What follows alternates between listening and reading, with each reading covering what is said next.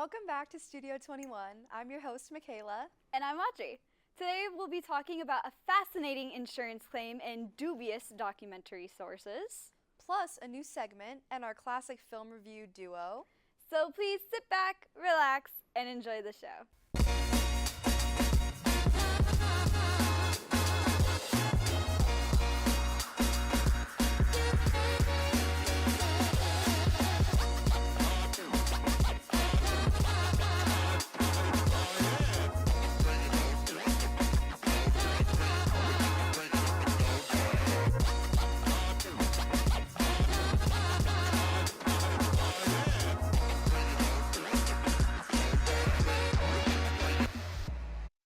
My name is Audrey.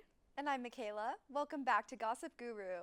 After a long summer, I am ready for the gossip, so lay it on me. Oh yeah, well we're off to a great start here because get this, Nick Cannon insured his manhood for $10 million because according to him, it's his best asset.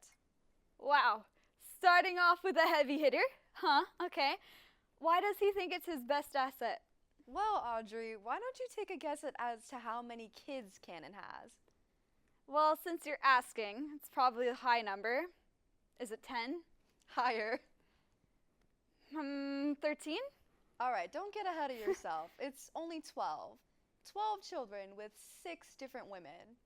That is really impressive. But I don't get what insuring that would even do.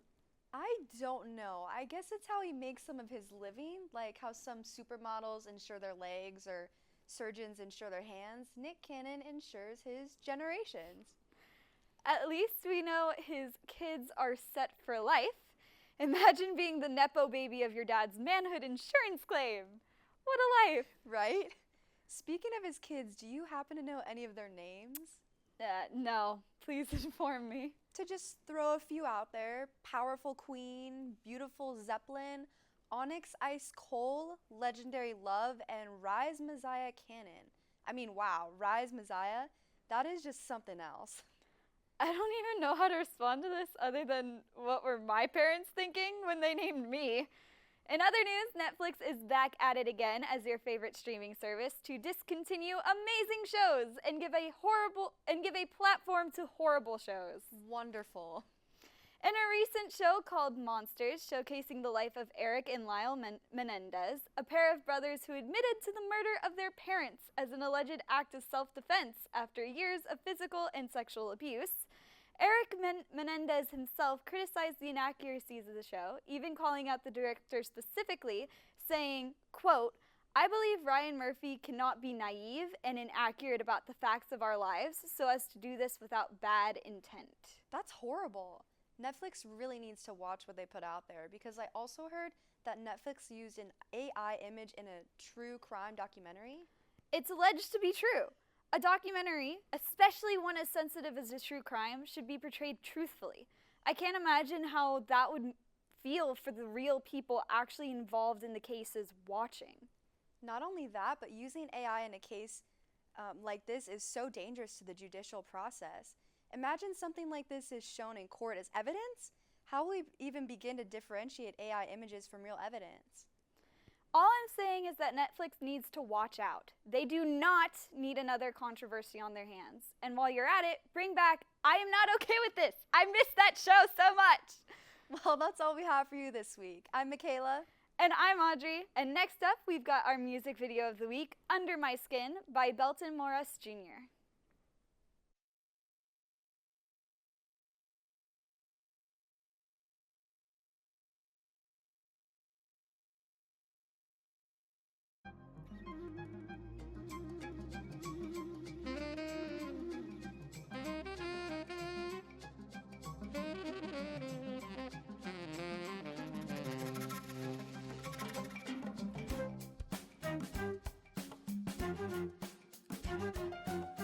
Baby, I got eyes for you. How you move in the moon. I've been losing to the sound of your tune.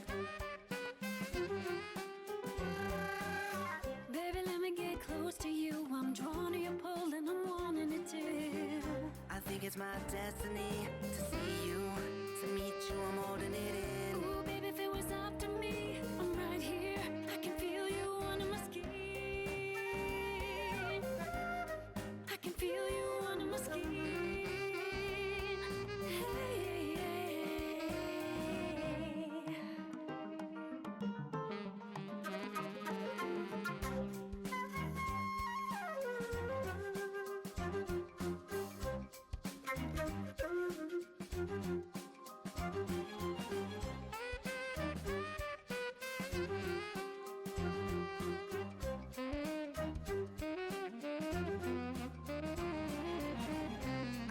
my destiny. To see you, to meet you, I'm holding it in. Ooh, baby, if it was up to me, I'm right here. I can feel you under my skin.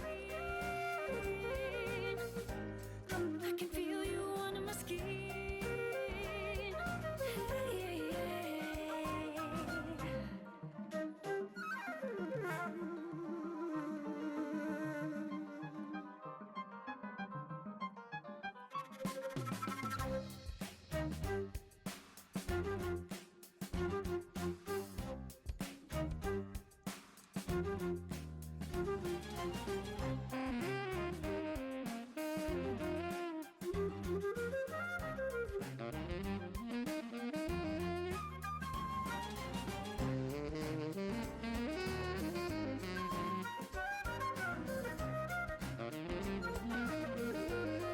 I can feel you under my skin.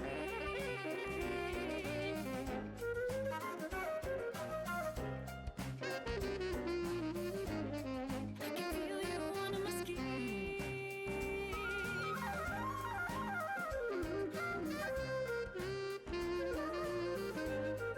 Hey, hey, hey. I can feel you under my skin.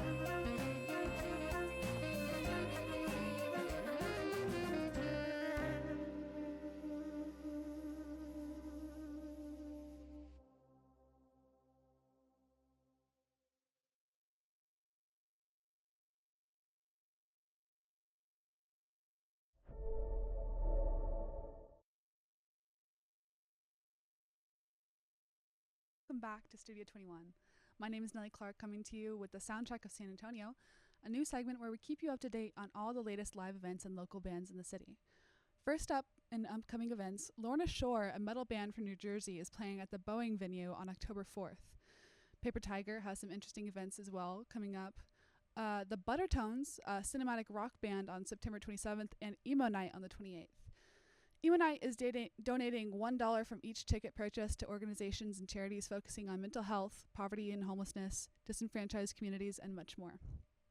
The highlighted band for this week is Honey Rot. Now, this band isn't local to San Antonio. They're actually from Laredo, but they're definitely an honorary local band. Jorge Castillo defines his band's genre as bilingual alternative rock with a sound inspired by Green Day and a My Chemical Romance-y vibe. They certainly bring something fresh to the table. Castillo formed the band himself, and when I say himself, I mean it.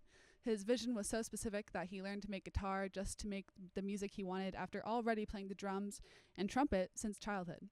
Now Honey Rot has been playing in a fully fledged band for 2 years. Castillo says, quote, "Having that friendship, that bond through music is something I never thought I'd have." Coming up for Honey Rot is something a little different. They're focusing on releasing singles and moving towards going on tour. Make sure to follow Honey Rot on social media and stay updated with their progress. Next up, we've got a video about one of our local venues here in San Antonio, the Aztec Theater, and stay tuned for a release date after that. Check it out. Hi everyone, I'm Angelina and I'm here at the Aztec Theater, which is located in the heart of downtown San Antonio, right on the corner of Commerce Street and St. Mary Street. This theater originally opened as a movie theater, not a concert venue, all the way back in 1926, and was considered one of the most highly decorated theaters in the entire country. It features elaborate Mesoamerican architecture, and its beauty grabs your attention as soon as you walk in. All kinds of acts, no matter what size, big and small, do come to perform here, and today we are actually watching the band Vacations live. There are also rumors that this place is haunted. One of the spirits supposedly sighted is a phantom operator located in the projection booth. But all in all, this venue is definitely very unique, and you should check to see if any of your favorites will be coming here so that you can experience the beauty and wonders of this venue for yourself. Thank y'all so much for tuning in. To find out more, check out Tiger TV on Instagram or YouTube. Hello, and welcome to this week's episode of Release Date. I'm Zane. And I'm Carrie. First up, the recently released, maybe reboot, maybe not, that's still unclear, Transformers movie, Transformers 1. Transformers 1 released this past Friday and stars Chris Hemsworth, Brian Tyree Henry, Scarlett Johansson, and Keegan-Michael Key. This film follows Orion Pax, who would eventually become the iconic Optimus Prime, and D16, who would become his infamous archenemy, Megatron. The film chronicles these two botched journey from best friends who are like brothers to each other, trying to save their planet, to rivals. They are known for Pax and D16 go on their surface of their planet in search of the lost matrix of leadership, the artifact that, in its absence, has made their natural resources of their planet dry up.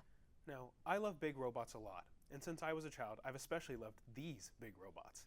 Do the Transformers have a particularly good track record with movies? Absolutely not. They are overwhelmingly terrible, but this movie is different. Don't get me wrong, this movie's flawed, and of course I'll talk about that, but I actually really loved it. This is a movie that's trailer really didn't do it any favors, as I was really put off by it. The weird thing is, the trailer isn't totally inaccurate to what the movie's like. All those bad and cringy bits are still in the movie, but the trailer is only made up of those bad and cringy bits, which is not the majority of the film. Sure, a good amount of the jokes don't land, and clearly are designed for kids, but most of the jokes are actually pretty funny, which I was not expecting. There are also a couple of issues with the plot. Firstly, the main incident that incites the plot requires me to suspend my disbelief a lot more than I'm generally accepting of, which doesn't ruin the rest of the plot, but still really bugs me. Secondly, and in a way this is a backhanded compliment, it's not long enough. I wish this movie was like half an hour longer, because the first half of this movie is Act 1, which leaves Act 2 and 3 fighting over the back half of the runtime. I only say this because I really did enjoy what's at the heart of this film, and that's the characters. The degradation between Orion Pax and D16's relationship is shockingly well executed for a kids movie and a Transformers movie. It's been over a decade since I've been made to care about these characters this much, and I couldn't be happier with it. Also, while I'm not the biggest fan of the art style, which is purely subjective, the animation is really good. There's a couple shots that adjust the focal length of the non-existent camera, and it's like the coolest thing ever to see in a movie that I thought would just be cheap and lazy animation. In spite of its flaws, I definitely recommend checking this one out, and the highest praise I can give it is that I'm a grown man and I left the theater wanting to buy a Megatron figure. Our next movie for today is a little bit of a throwback of one of the most highly regarded fantasy films of the 21st century. Pan's Labyrinth, directed by Oscar winner Guillermo del Toro, follows Ophelia, a young girl obsessed with fairy tales who discovers that she is the heir to the throne of a fantasy world. With help from the mysterious Fawn, she must complete 3 fairy tale-esque tasks to regain her place in the kingdom. This film also details Ophelia's non-fantasy life in Francoist Spain, as it details Ophelia's fears of her losing her dying pregnant mom, disobeying her sadistic stepdad, and losing her life as well. I absolutely adored this film, even though it did leave a sour taste in my mouth. Before watching Pan's Labyrinth, I knew that this film would be depressing, as most of Del Toro's films are, but I never expected it to be this devastating. To start, the color palette of the movie is just extremely dull and dreary, consisting mostly of dark grays, blues, and greens, highlighting the dreadfulness and hopelessness of Ophelia's situation perfectly. Next, the main villain of the story, Captain Vital, aka Ophelia's stepdad, is nothing less than pure evil, as he shows no remorse for his sadistic actions that he acts out towards his enemies, employees, and even towards his own stepdaughter. Besides its depressing story, the film also has some of the best character designs I've ever seen in a long time. The costumes of both the Fawn, the Pale Man, as well as all of the other mystical creatures are incredibly detailed and quite impressive. However, the CGI wasn't really all that good compared to today's standards, but it's still very cool for the time it was made. Besides that, the film is almost near perfect, as I've never seen a film that intertwines both a fairy tale world and Francoist Spain so perfectly, highlighting the horrors and devastation afar. In all, this film does return fairy tales back to their dark and deathly origins. I also happen to think it's a really great film. That's all we have for release date. I'm Zane. And I'm Carrie. Up next, check out this SA local find. And with Chef Geronimo Lopez from Botica at the Pearl in San Antonio. And Geronimo is from Caracas, Venezuela, and has over 20 years of culinary experience. He has lived and cooked around the world, so his background in culinary arts is very extensive. And this restaurant is primarily Latin Asian influenced and was named the People's Choice for Best Restaurant at Pearl by the San Antonio Express News. And when was that? 2018 and 19. Awesome. 2 years in a row. That's great. Okay, so now on to some questions. Where is your favorite location in the world that you've lived and cooked? Like, favorite place to cook and learn about the cuisine? I think that there's several of them, and what makes it distinctive is that there are very unique locations with a large array of great produce and unique producers. So Hawaii, definitely. Okay. Croatia has an immense culture of cooking, and everybody grows something, and it's a very rich and green land. Okay. And for that regard, San Antonio has more or less the same thing. Awesome. We have so many local producers, from honey to beef, obviously because it's Texas, right? and then all the array of beautiful stuff that comes from Mexico, which is right here. Great. So yeah, Love all it. of those, yeah, go into that one. Okay, and what is your favorite cuisine to eat? My favorite cuisine to eat, obviously, is Venezuelan. You know, Okay. given that I am from Venezuela. Okay. But Venezuelan cuisine is also a melting pot of many cultures. So there's Arab, there's Spaniard, there's Italian in what I call Venezuelan cuisine. Would you say traveling around the world and living around the world is kind of the main inspiration behind your menu, or what is the main inspiration? Yeah, you know, when I was a young chef, I wanted to travel. That was my Awesome. main goal. So with the travel came the inspiration because I started seeing the cross lines between Asia and South America, you know, and the produce that we use, like mango, plantains, chilies, Awesome. fresh fruit and produce. So when I started seeing those same patterns, it occurred to me that, you know, we are kind of all the same people. We just treat things Yes. in a different way. Love that. Okay, awesome. And then which menu item, I know this is a hard question, but Mm-hmm. which would you say right now is your favorite? You know, it has to be the short rib noodles, Okay. And the reason behind that is because it's a dish that's been here since the beginning. It's a public favorite, but it also encompasses all the stuff that botica is. You know, it's a braise that comes from Venezuela with Okay. cane sugar and soy sauce, and it's very rich and dark. And then that sweet sauce is combined with some spicy, zesty sauteed noodles. So Delicious. it's the one thing that kind of characterizes Lots my of cuisine. flavors. Yeah, Mhm. awesome. And then what do you like most about your job? You know, the fact that is well, first of all, I never wanted to have a 9 to 5 job, right? Yeah. So there's that. You know, the idea to work with people and Okay. and the hospitality industry is a very rough industry, but at the same time, it's very rewarding, Mhm. and it's an immediate reward. Same as it is also an immediate pain when things don't go Yeah. well. But there's a lot of reward, you know, and the fact that you get appreciated by your peers, by the public in general, Yeah. always makes it like when you're an artist and you finish the play in the theater and people applaud. That's what we live for, right? So there is that. That's what makes it so special. Awesome. Okay, and then last question. Where do you see the future of your business going? Are you very happy with where you're at? I mean, you've made some really awesome success. Well, you know, I think we're going to be here for a while. Okay. I really hope that the Pearl, as you can see, is ever growing. Yep. I've been here for almost 12 years now Wow. at the Pearl, between the CIA and Botica now. And I just see it growing, and I'm very happy that I'm part of this. And as you can see, I'm right smack in the Yeah, center of you're it. a great spot. So I changed a lot my idea. I wanted to expand. If you would have asked me before the pandemic, I wanted to Okay. expand the business. Right now, I'm very happy when I'm at. I'm Awesome. just focusing on cooking and making this place the best that it can be. Love it. Thank you so much. That's all we have for you today. Make sure to tune in for next week for the latest in entertainment news, celebrity gossip. And new releases in the movie and gaming world. Thank you for watching Studio 21.